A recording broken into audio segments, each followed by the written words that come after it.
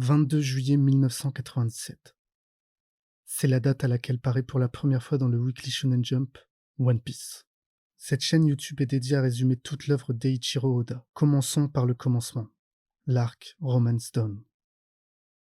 Notre aventure commence dans un petit village maritime. L'on y découvre un jeune homme posé à l'avant d'un bateau pirate. Ce jeune homme, c'est Monkey D. Luffy, notre héros principal. Il annonce aux pirates qu'il va leur montrer de quoi il est capable, et armé d'un couteau, il se taillade le visage pour prouver que lui aussi peut être un grand pirate. Un peu plus tard, on retrouve Luffy et l'équipage de pirates dans une auberge. Luffy dit ne rien avoir senti tout à l'heure et demande au chef des pirates, Shanks le Roux, de faire partie de l'équipage. Shanks lui répond que de toute façon Luffy ne sait pas nager et qu'il serait une véritable enclume en cas de chute. Luffy répond qu'il lui suffira juste de ne pas tomber du bateau et qu'en plus, son coup de poing est aussi puissant et rapide qu'un pistolet. Shanks lui dit qu'il n'est encore qu'un gamin et qu'il lui faudra attendre 10 ans avant de pouvoir prétendre au rang de pirate. Le repas étant bien arrosé et garni, tout le monde mange à sa faim, notamment Luffy qui ne se prive pas. Pendant que Luffy et Shanks se goinfrent, un bandit fracasse la porte de l'auberge et insulte tout le monde. Luffy, toujours en train de manger, a l'air interpellé. D'ailleurs, cette case a l'air anodine, mais elle marque en fait le début de notre aventure. Vous en saurez plus un peu plus tard. Notre brigand se nomme Iguma et prétend ne pas être là pour se battre. Il réclame seulement 10 tonneaux d'alcool. Makino, la tenancière du bar, lui répond qu'elle vient tout juste de servir ses dernières bouteilles. Iguma est sceptique. Shanks lui propose gentiment sa dernière bouteille d'alcool. Le bandit la saisit et l'éclate dans la tête de Shanks. Ce dernier ne bronche pas et se soucie seulement du plancher qui est maintenant trempé d'alcool. Iguma lui montre sa prime. Elle s'élève à 8 millions de berries. Il ajoute aussi qu'il a déjà tué 56 insolents comme lui. Shanks l'ignore et se met à nettoyer le plancher. Iguma continue et se met à détruire toute la vaisselle du bar d'un coup d'épée. Shanks s'esquive au dernier moment et se retrouve au sol. Puisqu'il n'y a rien à boire, le bandit décide de partir. L'équipage de Shanks et Shanks lui-même éclatent de rire. Luffy, lui, est en colère et ne comprend pas pourquoi Shanks s'est laissé marcher dessus de cette façon. Il hurle et insulte Shanks d'être la honte des pirates. Shanks explique qu'il ne vaut pas la peine de tuer quelqu'un juste pour un peu d'alcool. Frustré, Luffy décide de partir trouver un vrai modèle. Shanks le retient et le bras de Luffy s'allonge comme du chewing-gum. La case anodine de tout à l'heure, vous vous en souvenez? Luffy était en train de manger le Gomu Gomu no Mi, le fruit du caoutchouc. Quiconque le mange devient un homme élastique, mais devient en échange incapable de nager, et ce pour toute la vie. Plus tard, Luffy se retrouve seul dans l'auberge. Profitant de l'absence des pirates, Iguma le bandit est de retour, et exige qu'on lui serve à boire. Luffy, n'ayant pas retenu la leçon de Shanks, attaque les bandits. Il se fait malmener et se retrouve sous la chaussure d'Iguma. Le maire de la ville supplie à genoux les bandits de laisser Luffy tranquille. Iguma l'ignore et décide de tuer Luffy pour en faire un exemple. Shanks intervient et se permet même de se moquer de Luffy qui s'était vanté de son poing aussi puissant qu'un pistolet. Alors que Shanks se dirige sereinement vers Luffy, un bandit braque son pistolet sur lui. Un sourire aux lèvres, Shanks lui dit que s'il braque une arme sur quelqu'un, alors il doit être prêt à risquer sa vie. Le bandit n'ayant pas l'air de comprendre, Shanks se simplifie en lui disant que ce n'est pas un jeu. Lucky, le cuisinier de l'équipage, intervient et abat le bandit d'une balle dans la tête. En effet, Shanks est prêt à laisser passer beaucoup de choses, mais on ne touche pas à ses amis. Iguma et son équipe, ne prenant pas au sérieux Shanks, décident d'attaquer. Ben Beckman, numéro 2 de l'équipage, n'a pas trop de mal à mettre au tapis les bandits. Iguma, choqué, se met à bégayer et rejette la faute sur Luffy. Shanks explique que de toute façon, sa tête vaut de l'or. Paniqué, Iguma balance une fumigène et kidnappe Luffy. Il l'emmène sur une barque en pleine mer et balance le petit dans l'eau. Luffy, ayant mangé le Gomu Gomu no Mi, se met à couler comme une enclume. C'est alors qu'un monstre marin se met à engloutir Iguma et se dirige maintenant tout droit vers Luffy. Shanks intervient au dernier moment et sauve le petit. D'un seul regard, il fait fuir le monstre apeuré. On apprend que Luffy était entré en conflit avec les bandits parce qu'il avait pris la défense du Roux et de son équipage. Shanks le remercie et Luffy se met à pleurer. En effet, en échange de sa vie, Shanks perd son bras gauche. Ce jour-là, Luffy avait compris pourquoi Shanks ne l'avait pas emmené en mer. Les dangers de cette dernière, son manque d'expérience. Luffy avait surtout compris à quel point Shanks était un grand homme, un grand pirate. Luffy s'était fait une promesse à lui-même. Devenir aussi fort que Shanks. Plus tard, Shanks annonce son départ à Luffy.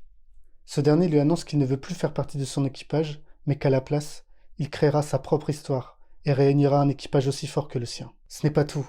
Luffy crie haut et fort son rêve, celui de devenir le roi des pirates. Shanks, touché par Luffy, décide de lui offrir son chapeau de paille. La promesse était donc faite. Luffy rendra le chapeau une fois qu'il sera devenu un grand pirate comme Shanks. 10 ans plus tard, Luffy a grandi et est prêt à prendre la mer afin de devenir le roi des pirates. Seulement équipé d'une simple barque, Luffy se retrouve confronté au même monstre marin d'il y a 10 ans, le même monstre qui avait dévoré le bras gauche de Shanks. Luffy ne semble pas plus surpris que ça, et lance une attaque qu'il perfectionne depuis 10 ans, le Gomu Gomu no Pistol. Il venait de détruire en un seul coup la bête. Son aventure peut enfin commencer. Le début d'un très long voyage commence. L'aventure continue, et on apprend que Luffy a fait naufrage. En effet, lors de son périple, il tombe nez à nez face à un tourbillon. Luffy, ne sachant pas nager, se retrouve emporté par le courant. Entre-temps, on fait la rencontre d'Alvida, une femme pirate. Elle demande à son équipage qui est la plus belle. Là encore, on peut voir qu'Oda joue avec nous, lecteurs, puisque dans cette case, l'on pourrait croire qu'Alvida est une femme fatale. Mais non. D'un caractère assez tyrannique, elle n'hésite pas à frapper les membres de son équipage. Notamment le jeune Kobe, qui obéit au doigt et à l'œil d'Alvida. En allant nettoyer les toilettes situées sur l'île, Kobe trouve un tonneau de vin. Les autres membres de l'équipage s'empressent de le cacher aux yeux d'Alvida et obligent Kobe à ne rien dire. Les pirates, assoiffés, s'apprêtent à ouvrir le tonneau. Ce dernier explose et Luffy, tout souriant, sort du tonneau. Il est lui-même surpris de s'en être sorti vivant après son naufrage face au tourbillon. Une masse énorme fonce vers les pirates et Luffy. Elle éclate l'abri. Luffy, lui, protégé par le tonneau, se met à rouler au loin malgré lui. La masse venait d'Alvida. Elle avait entendu les membres de son équipage crier. Les pirates pensent que Kobe est de mèche avec Luffy, qu'ils appellent l'intrus. Alvida pense que Kobe l'a trahi et qu'il a engagé un chasseur de primes du nom de Roronoa Zoro. Kobe, ayant lui aussi été projeté plus loin, fait la rencontre de Luffy. Chapeau de paille lui demande s'il possède une barque, la sienne ayant été détruite à cause du tourbillon. Kobe lui montre la barque qu'il a construite depuis 2 ans. On apprend que Kobe a fabriqué cette barque dans le but de s'échapper.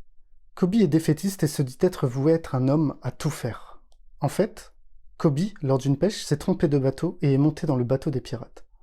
Luffy lui répond qu'il n'a qu'à s'enfuir et que d'ailleurs, il est complètement stupide pour s'être trompé de bateau et qu'en plus de ça, c'est un trouillard. Luffy lui explique aussi son parcours et exprime son désir d'être le roi des pirates. Kobe, sous le choc, se rend compte que Luffy est à la recherche de l'ultime trésor, le One Piece. Il dit à Luffy que c'est de la folie et qu'il risque d'y laisser sa vie du fait que tous les pirates de la Terre recherchent ce trésor. Kobe, dans un élan de colère, hurle à Luffy qu'il n'y arrivera jamais, que son rêve est impossible. Luffy le frappe. Les amis, si quelqu'un vous dit que votre rêve est impossible, faites comme Luffy. Frappez-le.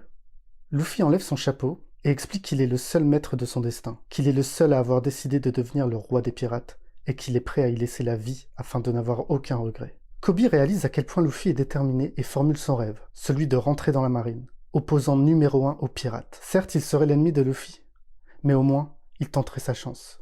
Et sans même s'en rendre compte, Luffy avait motivé Kobe plus que jamais. Kobe, les poings serrés, annonce qu'il va s'échapper afin de rentrer dans la marine et qu'en plus de ça, il réglera son compte à Alvida.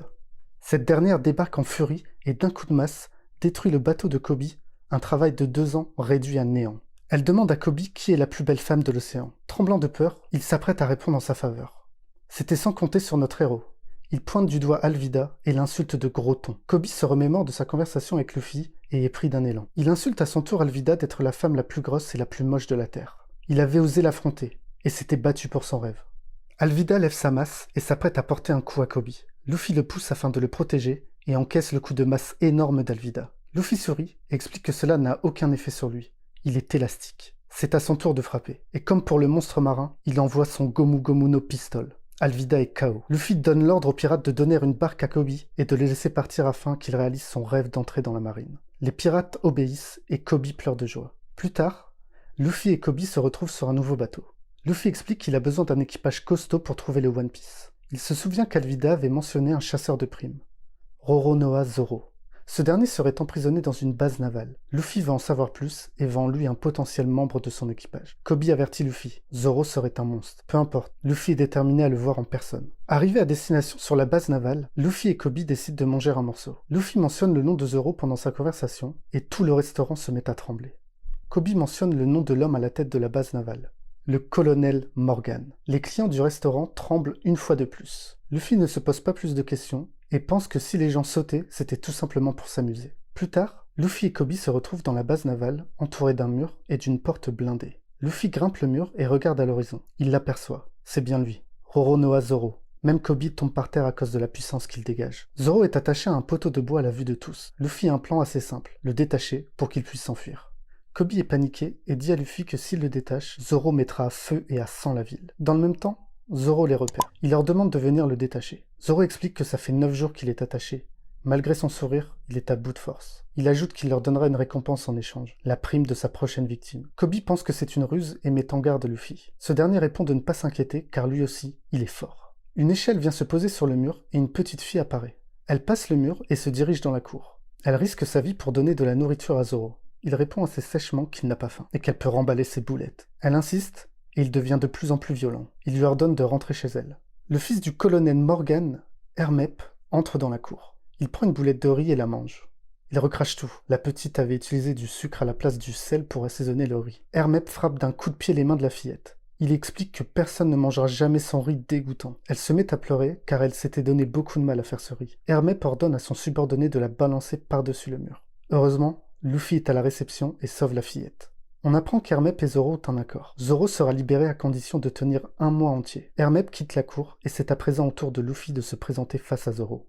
Luffy lui explique qu'il recrute des pirates pour son équipage. Zoro lui dit qu'il n'est pas intéressé, qu'il a un autre objectif en tête et qu'il n'a pas besoin de son aide. Il explique son accord avec Hermep. Zoro est déterminé à tenir 1 mois. Luffy répond que lui n'aurait pas tenu 1 semaine. Zoro répond que les deux ne sont pas du même calibre et qu'il devra recruter ailleurs. Luffy lui tourne le dos, mais Zoro l'interpelle. Il demande à Luffy de ramasser les boulettes de riz au sol et de les lui donner. Luffy, surpris, lui donne la boulette de terre. Zoro la mange tant bien que mal et demande à Luffy de dire à la petite que son riz était délicieux et qu'il s'était régalé.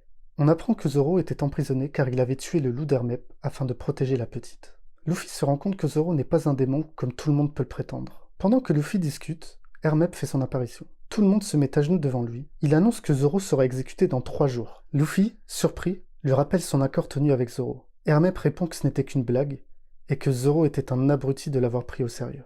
Luffy, furieux, lui assène un coup de poing qui le met KO. Kobe le met en garde, mais Luffy avait pris sa décision. Il recrutera Zoro dans son équipage coûte que coûte. Luffy vient de frapper Hermep. Tout le monde est sous le choc. Kobe retient tant bien que mal Luffy. Hermep est par terre, en sang, jamais personne n'avait osé lever la main sur lui, pas même son père, le colonel Morgan. Hermep est en pleurs et promet à Luffy de tout rapporter à son père.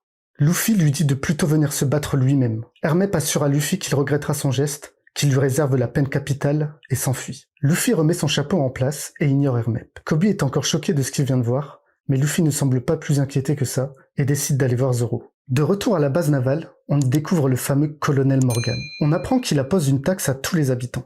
Un soldat de la marine informe Morgan que les finances des habitants semblent toucher le fond. Morgan répond qu'il ne s'agit pas d'argent, mais plutôt de respect envers sa personne. Hermep interrompt la conversation et fracasse la porte du bureau de son père. Encore blessé, il demande à son père de tuer Luffy. Pendant ce temps, Luffy retourne voir Zoro. Ne s'étant pas présenté auparavant, il le fait et explique à Zoro qu'il va tout simplement le détacher, comme ça, il pourra rejoindre son équipage. Zoro, pris au dépourvu, répète qu'il a un objectif à remplir et qu'il ne deviendra pas un pirate. Cependant, Luffy n'est pas du même avis, et est bien décidé à ce que Zoro rejoigne son équipage. Zoro, toujours attaché, n'en revient pas. Il parle à un mur. Zoro explique qu'Hermep a confisqué son sabre, et que c'est la chose la plus précieuse qu'il ait. Comme il a l'air d'y tenir beaucoup, Luffy dit à Zoro de ne pas s'inquiéter, qu'il récupérera son sabre pour lui, à une condition, que Zoro rejoigne son équipage en échange. Zoro n'en revient pas, c'est du chantage pur et dur. Il n'a même pas le temps d'accepter que Luffy part déjà s'introduire dans la base. Zoro crie à Luffy d'attendre, mais c'est trop tard. Malgré l'absurdité de la situation, Zoro semble inquiet pour Luffy. Il allait quand même s'introduire dans une base militaire. On retrouve Hermep et son père. Hermep ne comprend pas pourquoi son père refuse de le venger. Il lui rappelle que même lui, son père, n'avait jamais levé la main sur lui. Morgan le frappe d'un coup de poing et lui explique que s'il ne l'a jamais frappé, c'est tout simplement qu'il n'en valait pas la peine. Sur cette page, on découvre enfin Morgan. Il a une mâchoire en fer et une hache incrustée dans son bras droit. Morgan rappelle à son fils que si les gens ont peur du petit Hermep, c'est avant tout grâce à sa réputation de main de fer. Et d'ailleurs, Morgan a appris qu'un intrus était entré dans la cour, la petite fille. Il demande à Hermep s'il lui a réglé son compte, mais ce dernier répond que non, que ce n'était qu'une simple gamine. Morgan ordonne à un subordonné d'aller en finir avec elle et que s'il désobéit, il sera considéré comme un traître. Le subordonné ose répondre à Morgan. Il lui dit que ce n'est qu'une gamine, qu'il ne peut pas la tuer. Morgan, furieux qu'on lui désobéisse, décide de tuer le soldat d'un coup de hache. Même Hermep est choqué. Morgan annonce qu'il ira lui-même s'occuper de la petite. Ayant fait du soldat un exemple, les autres sont maintenant en garde à vous, de peur de mettre en colère Morgan. Ils vont même jusqu'à ériger une statue de lui au sommet de la tour. Luffy vient d'entrer dans la base militaire, mais ne voit personne. Morgan et ses soldats sont en train de monter la statue, mais un problème est survenu. Un soldat a abîmé la statue et Morgan lui hurle dessus. Luffy, au pied du bâtiment, entend la dispute et décide d'aller jeter un œil. À l'aide de son Gomu Gomu no Rocket, il se catapulte au sommet de la tour.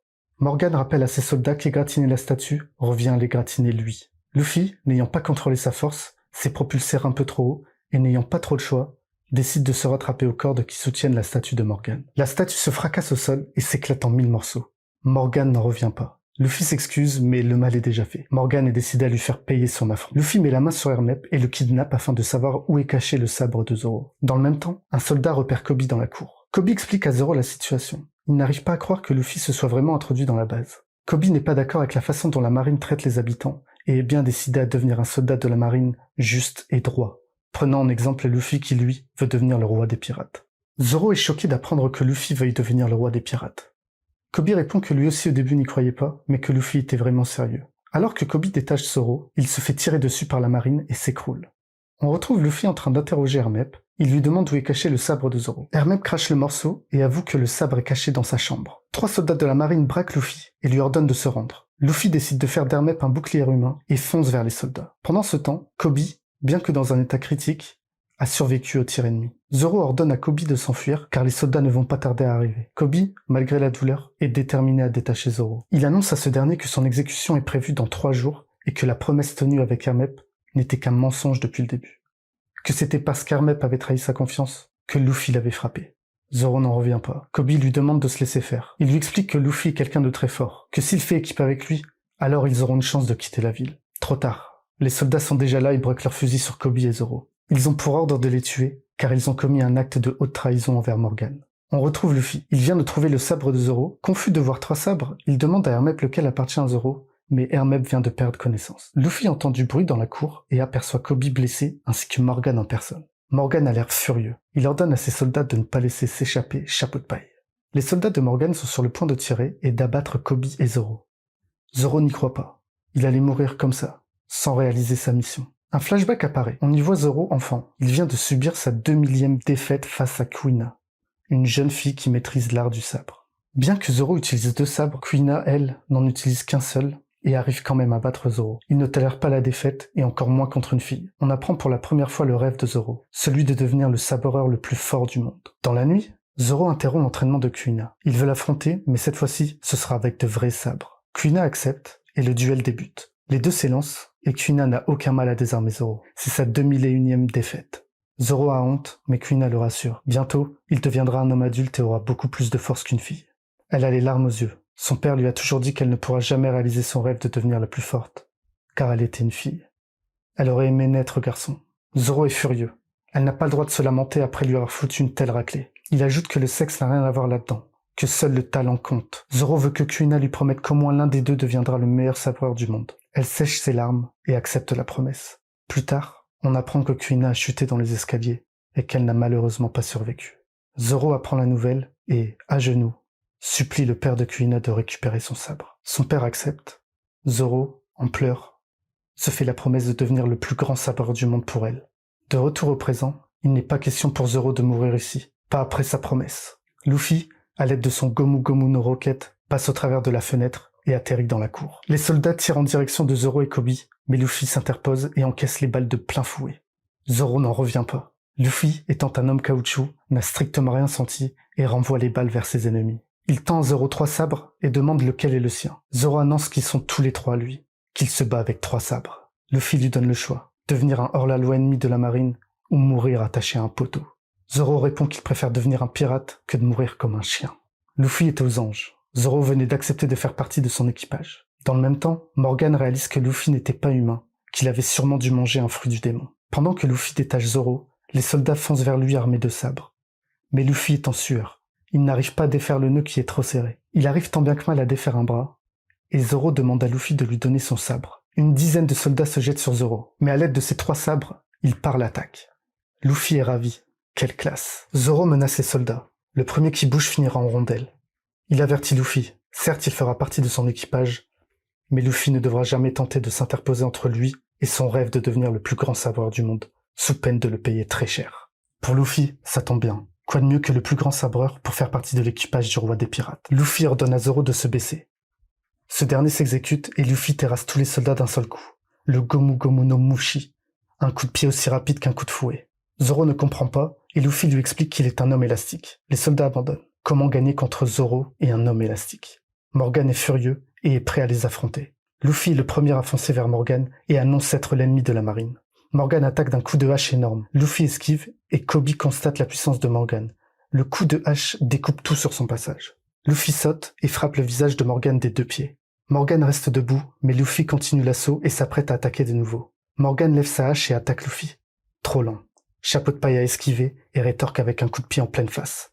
Il attrape Morgan par le col, il rage. La marine avait ruiné les rêves de Koby. Hermep dit à Luffy d'attendre mais trop tard. Luffy est décidé à faire payer Morgan et lui balance une énorme droite. Hermep a pris en otage Koby et menace de le tuer. Koby dit à Luffy de ne pas s'inquiéter, qu'il ne craint pas la mort. Luffy répond qu'il le sait déjà et arme son bras pour frapper Hermep. Entre-temps, Morgan s'est relevé et s'apprête à trancher Luffy. Peu importe, Luffy a fait son choix, celui de sauver Koby, et balance son Gomu Gomu no Pistol sur Hermep. Hermep est KO et Koby sauvé. Cependant, Morgan est toujours dans le dos de Luffy. C'était sans compter sur l'intervention de Zoro qui tranche Morgan et le met KO. Zoro est désormais au service de Luffy, son capitaine. Le père et le fils sont tous les deux KO. Zoro demande si les soldats ont envie d'en découdre, et à la surprise générale, les soldats crient leur joie. Ils étaient enfin libres du tyran Morgan. Luffy et Koby comprennent qu'ils avaient peur de lui depuis tout ce temps. Affamé et épuisé, Zoro s'effondre tête la première. Plus tard, on retrouve nos 3 personnages chez la petite fille. Ils mangent à leur faim et Zoro a l'air remis sur pied. Il se demande même comment Luffy a plus d'appétit que lui. Zoro veut savoir quelle sera la prochaine étape du voyage. Luffy répond qu'ils vont partir pour Grand Line. Koby fait savoir à Luffy que c'est de la folie, que partir à 2 dans l'une des régions les plus dangereuses équivaut à une mort certaine. En effet, Grand Line est connu pour abriter les pirates les plus malfamés de la région. Zoro est du même avis que son capitaine. S'ils veulent mettre la main sur le One Piece, il n'y a pas d'autre choix que de suivre cette route. Et puis de toute façon, Koby n'a rien à dire. Il ne sera pas du voyage, quand bien même. Après ce qu'ils ont vécu ensemble, Koby considère Luffy comme un ami. Luffy ressent la même chose, mais dit à Koby que leurs chemins se séparent ici. Koby ressort grandi de cette aventure et se dit désormais être prêt à aller au bout de ses convictions. Un lieutenant de la marine entre et demande à Luffy si lui et les autres sont des pirates. Sans pression, Luffy dit que, comme il vient de recruter son premier membre, alors oui, il est officiellement devenu un pirate. Le lieutenant va leur faire une fleur. Comme ils ont débarrassé Morgan de la ville, il les laissera partir sans faire de rapport. Sans même regarder Koby, Luffy et Zoro se lèvent.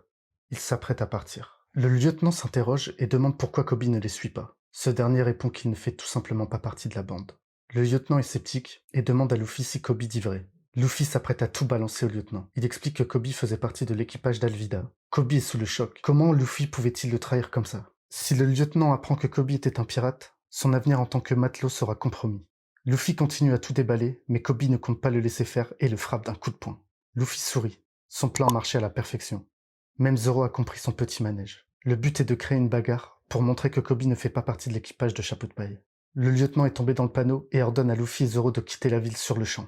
Koby est au sol. Lui aussi vient de comprendre le plan de Luffy. Il l'avait provoqué afin qu'il le frappe. Koby se relève et demande au lieutenant de le laisser s'engager dans la marine, qu'il fera tout ce qu'il faut afin de devenir matelot. Les autres soldats doutent de Koby et pensent qu'il pourrait être un espion. Koby ne lâche pas le morceau et insiste. Comme Luffy, il est décidé à poursuivre son rêve. Il deviendra officier de la marine, coûte que coûte. Le lieutenant a vu dans les yeux de Koby qu'il était déterminé et décide de le recruter. Arrivé au port, Luffy et Zoro rient de ce qui vient de se passer. Quel jeu d'acteur de la part de Luffy. Les deux s'apprêtent à quitter la ville, mais Koby débarque. Il remercie Luffy du fond du cœur. Il n'oubliera jamais tout ce qu'il a fait pour lui. Luffy lui dit au revoir, et à la surprise générale, toute la marine est au garde à vous. Luffy et Zoro partent en héros. C'est parti, en route pour Grand Line. Merci d'être resté jusqu'à la fin. Si tu as aimé cette vidéo, je t'invite à liker, à partager et à t'abonner si ce n'est pas déjà fait. Ces vidéos me prennent énormément de temps, donc ton soutien m'est très précieux. À la prochaine!